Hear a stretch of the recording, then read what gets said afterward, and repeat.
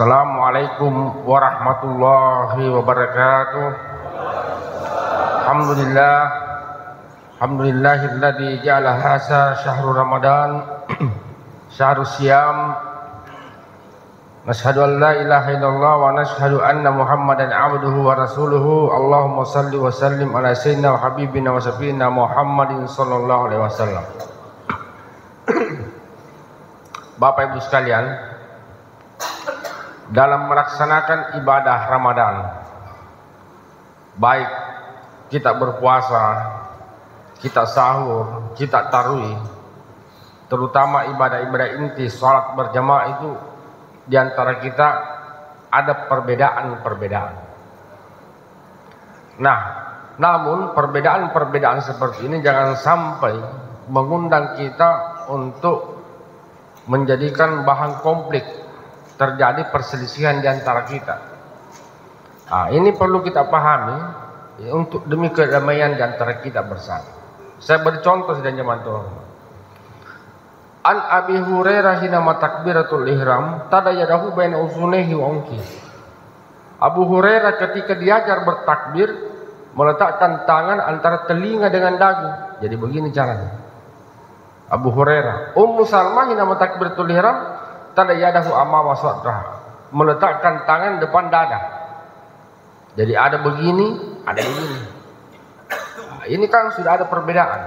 Jangan sampai perbedaan ini sedang zaman terhormat ya, menyebabkan kita terjadi ikhtilaf. Kita harus tahu dalilnya. Abu Hurairah begini laki-laki, jadi sebaiknya kalau laki-laki begini. Ummu Salmah perempuan, ya sebaiknya perempuan begini. Jangan dibalik. Siapa tahu laki-laki begini, perempuan begini, nanti malaikat bingung, jenis kelamin ngapain ini orang? Atau dia terlalu tinggi tangannya, Allah, kalau banyak cincinnya begini. Ini. Kemudian tadi, setelah itu kita doa kita. Kemudian kita baca Al-Fatihah. Membaca surah Al-Fatihah sedang zaman terhormat itu terdiri atas 3 perbedaan. Membaca surah Al-Fatihah ada yang besar bacaan basmalahnya, kemudian ada yang kecil, kemudian ada yang dalam hati. An Anas bin Malik radhiyallahu anhu qala sami'tu an-nabiyya ayyujahshir bi qira'ah basmalah inda suratil maghrib wal isya'i was subh. Anas berkata, saya mendengar Nabi besar bacaan basmalahnya ketika salat maghrib, isya dan subuh. Itu dalil pertama. Wa Aisyah, dan menurut Aisyah anna Nabi sallallahu alaihi wasallam yujahshir bi qira'ah basmalah. Aisyah berkata, Nabi kecil bacaan basmalahnya. Itu hadis yang kedua. Yang terakhir, an Ukail qala ma sami'tu Nabi ayaqra bi qira'ah basmalah. Ukail berkata, saya tidak mendengar Nabi membaca basmalah. Nah, jangan sampai perbedaan ini membuat ikhtilaf di antara kita, padahal mereka masing-masing punya dalil. Perlu kita jelaskan sedang zaman terhormat. Anas mengatakan besar basmalahnya Nabi karena Anas adalah khadamnya Nabi. Kalau Nabi imam, Anas pas di belakang, kedengaran basmalahnya Nabi besar. Aisyah mengatakan, saya mendengar Nabi kecil basmalahnya Nabi. Betul, karena Aisyah perempuan, kalau salat berada di saf di belakang. Atau mungkin kalau sekarang ini berada di saf lantai 1, tidak ada pengarah suara, sehingga kecil kedengaran. Yang terakhir sedang zaman terhormat, Ukail berkata, saya tidak mendengar Nabi baca basmalah. Karena menurut riwayat, Ukail adalah sahabat Nabi yang sering terlambat datang ke masjid. Tetapi hadisnya juga sahih. Jadi masing-masing punya. Sama sekarang ini tadi seperti imam Pak Ustaz Muhammad waktu mau pimpin salat, sawu sufufakum wa inna taswiyatas sufuf min, luruskan dan rapatkan saf. Itu Nabi. Sekarang ini boleh saja ditambah, luruskan, rapatkan saf, dan matikan handphone. Nah, itu kan semakin al-Islamu salihun likulli zamani wa makan. Supaya kita ini hidup damai. Nah, itulah yang dianjurkan Pak Kapolres Tabes tadi, Pak Kombes Arya, supaya kita ini terjadi perdamaian di antara kita, keamanan di antara kita, merajut silaturahim dengan baik sesama polisi, sesama masyarakat. Saya pernah membaca berita Pak Kombes, pada awal Kombes Arya ditugaskan di sini, silaturahim dengan majelis ulama, dengan beberapa tokoh-tokoh.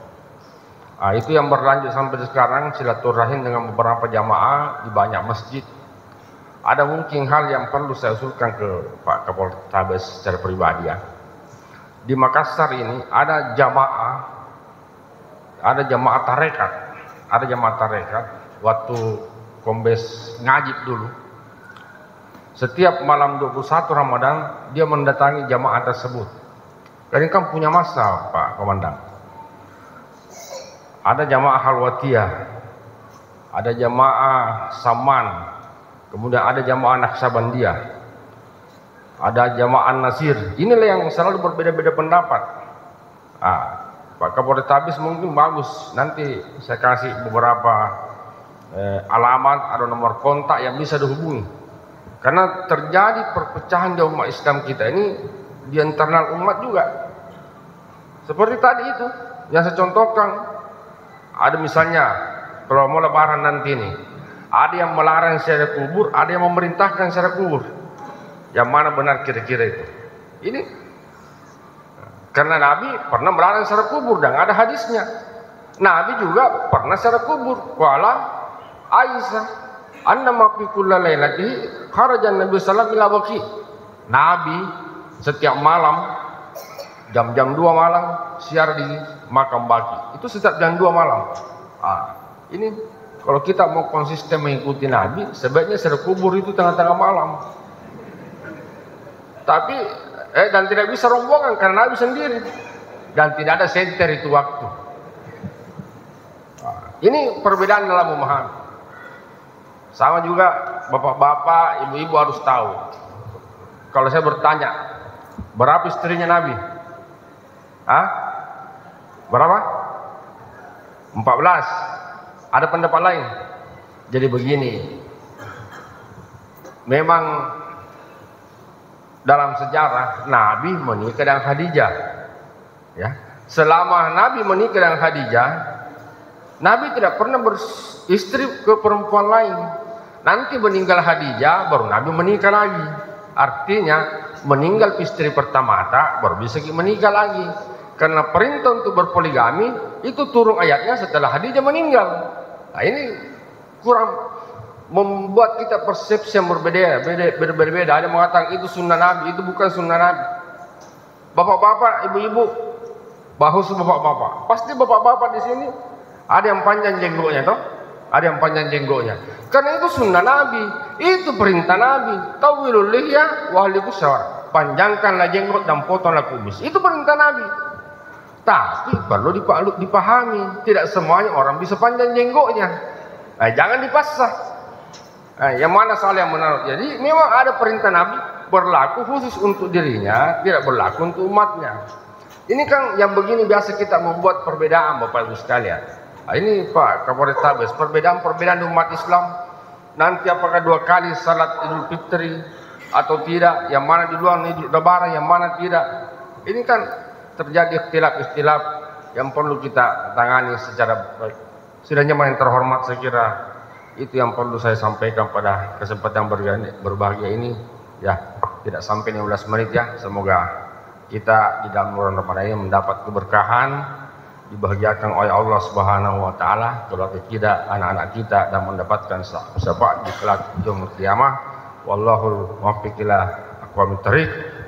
Wassalamualaikum warahmatullahi wabarakatuh.